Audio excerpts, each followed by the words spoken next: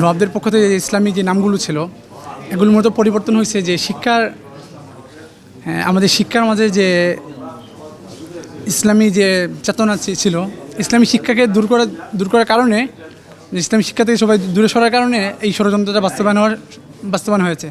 ঢাকা বিশ্ববিদ্যালয় মুসলমানরা করছে, এটা মুসলিমদের ইসলামী শিক্ষা এখানে ভালোভাবে থাকার দরকার ছিল। কোরআনী শিক্ষা হাদিসের শিক্ষা যদি আজ থাকতো তাহলে ঢাকা বিশ্ববিদ্যালয়ে কোনো সন্ত্রাসী হতো না। যদি কোরআন হাদিসের শিক্ষা ঢাকা বিশ্ববিদ্যালয়ে থাকতো তাহলে ঢাকা বিশ্ববিদ্যালয়ে সোনার মানুষ তৈরি হতো, এরা কখনো দুর্নীতি করতো না। কোরআন হাদিসের জ্ঞান যাদের থাকবে, কবরের বই যাদের থাকবে, মৃত্যুর বই যাদের থাকবে, তারা কখনো দুর্নীতি করতে পারবে না। এই জন্য স্কুল, কলেজ, ভার্সিটি, বিশ্ববিদ্যালয় সবগুলো যদি কোরআনের শিক্ষা বাধ্যতামূলক করা হয় এবং ইসলামী শিক্ষা শুরু বাচ্চাদের দিকে শেখানো হয়, তাহলে ইনশাল্লাহ আশা করি যে সমাজ থেকে যে সন্ত্রাস, দুর্নীতিবাদ সব কিছু দূর হবে। এই জন্য ইসলাম শিক্ষা খুবই জরুরি আমাদের সব ক্ষেত্রে। গণমাধ্যমে ইতিমধ্যে আমরা এই বিভিন্ন সংবাদ যেমনটা আপনি বলছেন এগুলো আমরা দেখেছি, আমরা উদ্বিগ্ন।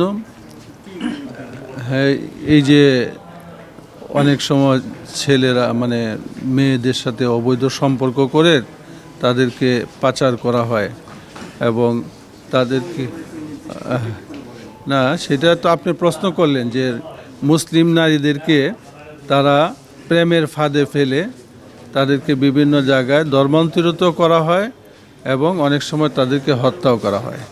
এজন্য এটা আমরা মনে করব যে একটা হলো যে আমাদের সচেতন হইতে হবে সবাইকে, এই ধরনের প্রেমের ফাঁদে যাতে কোনো তরুণীরা না পড়ে। একটা যেটি হইল রাষ্ট্রীয়ভাবেও এই সমস্ত জায়গায় যদি যে জায়গায় ধরা যায় তাদেরকে, সেখানে রাষ্ট্রীয়ভাবে আমরা মনে করি তাদের ব্যাপারে ব্যবস্থা নেওয়া হোক।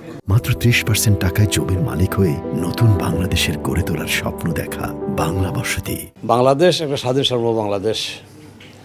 আমাদের বাংলাদেশের বিরুদ্ধে যারা ষড়যন্ত্র করে বা আমাদের বাংলাদেশের মুসলমান মেয়েদের ফুসলি ভারতে পাচার করে, ধর্ষণ করে, আমাদের হিন্দুত্ববাদ এখানে প্রচার করার চেষ্টা করে, আমাদের আমাদের মুসলমানদের তাহজিব তামদ্দিন, আমাদের সংস্কৃতির বিরুদ্ধে যারা ষড়যন্ত্র করে বিনাশের চেষ্টা করে, তারা জাতির দুশ্মন। আমি মনে করি এই সমস্ত জাতীয় দুশ্মনদের বিরুদ্ধে বাংলার প্রত্যেকটা মানুষ সজাগ থাকা দরকার, তারা সচেতন হওয়া দরকার এবং তাদের যে কোনো ষড়যন্ত্র বাংলাদেশ স্বাধীনতা সার্বভৌমত্ব রক্ষার জন্য এবং আমাদের যে মুসলিম মেয়েদের মান ইজ্জত রক্ষার জন্য তাদের নারী পাচার রোধে আপনার অ্যাকশন নেওয়া দরকার। বিশেষ করে বাংলা সরকারকে অনুরোধ করব তারা যাতে এই যারা আপনার হিন্দুত্ববাদ বা ব্রাহ্মবাদ প্রতিষ্ঠার জন্য যারা কাজ করছে, আমাদের দেশও যারা ষড়যন্ত্র করছে, স্বাধীনতা সার্বভৌমত্ব ষড়যন্ত্র করছে, তা সরকার তাদের যদি অ্যাকশন নেওয়া দরকার বলে আমি মনে করি।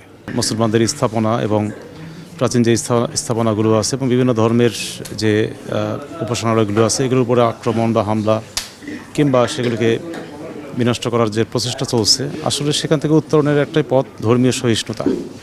ইসলাম এবং সকল ধর্মেই একই বাক্য এরকম যে যার যার ধর্মীয় স্বাধীনতা বিদ্যমান থাকা উচিত এবং ধর্মীয় উপাসনালয়, ধর্মীয় স্থাপনাকে বিনষ্ট করার কোনো প্রচেষ্টাই কারো কাছে কাম্য না।